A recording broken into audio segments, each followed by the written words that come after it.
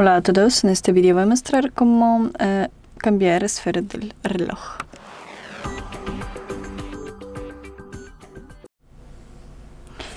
Para ello abrimos Galería de caras en la aplicación y aquí podemos seleccionar una esfera o podemos seleccionar una foto del teléfono. Tocamos más y seleccionamos una foto.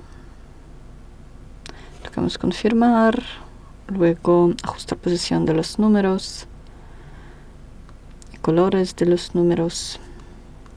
Tocamos sincronizar con el dispositivo.